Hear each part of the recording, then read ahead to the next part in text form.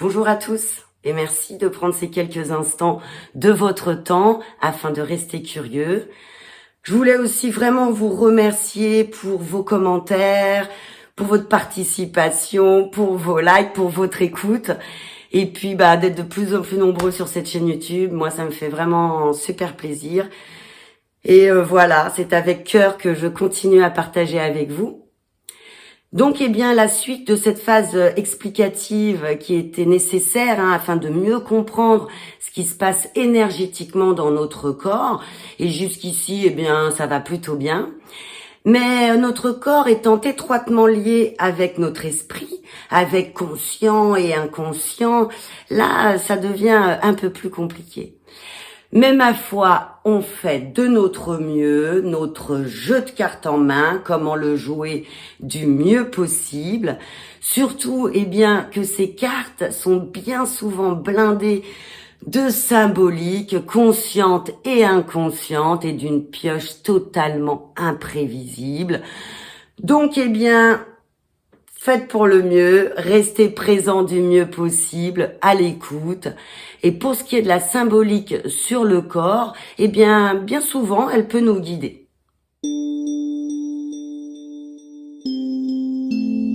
La symbolique ou symbologie est la science des symboles.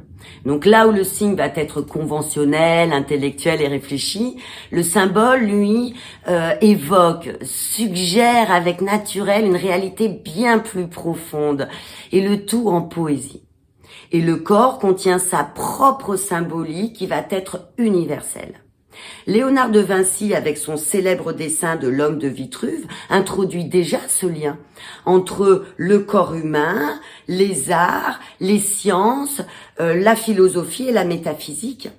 Ce corps debout, inscrit à la fois dans un carré représentant la terre, la matière, mais aussi dans un cercle représentant le ciel, l'esprit.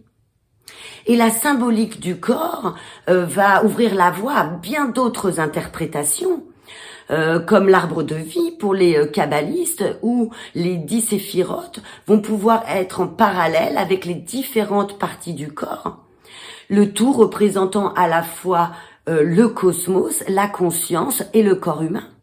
Mais aussi les chakras pour les hindouistes, où ces roues d'énergie font au même titre que les organes partie du corps humain et sont placés le long de la colonne vertébrale pour la plupart, reliant le ciel et la terre.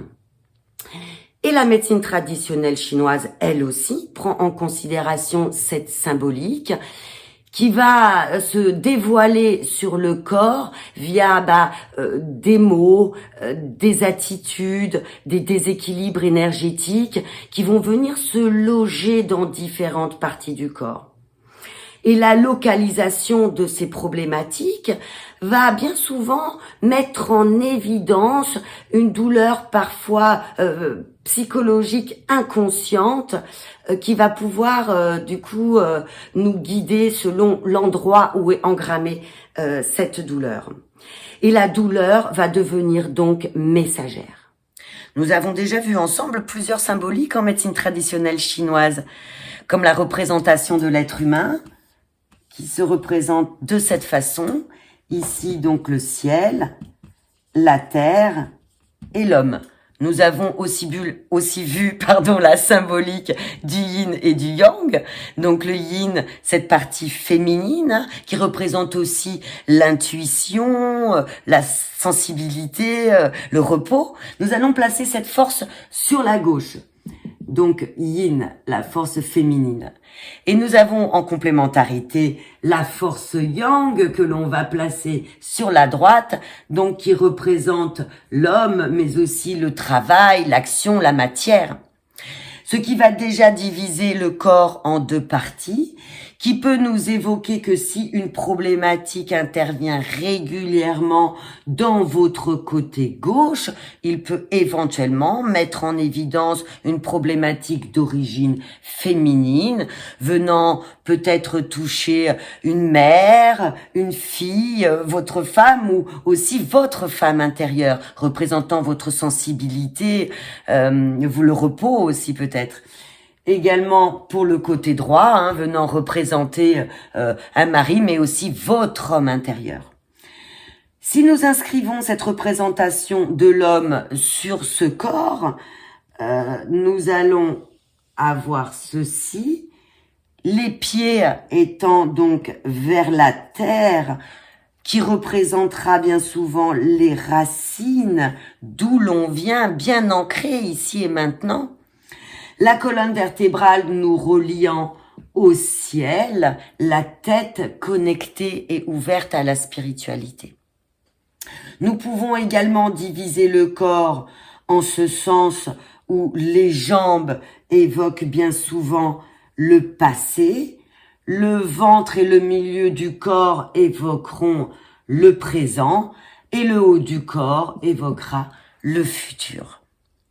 Si nous divisons le corps en gauche et droite, nous pouvons aussi dire l'avant du corps yin, l'arrière du corps yang, ou aussi l'intérieur yin et l'extérieur yang.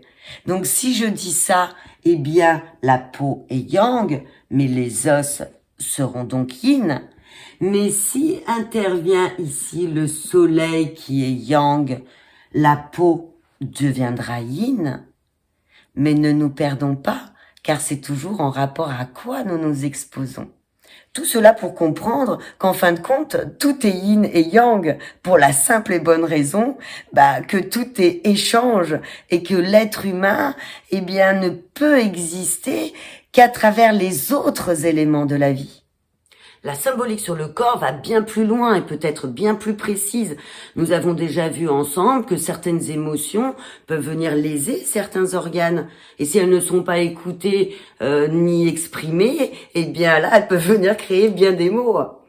Donc je vous invite à ce que l'on regarde ensemble plus précisément certaines parties du corps, leur symbolique et leurs mots.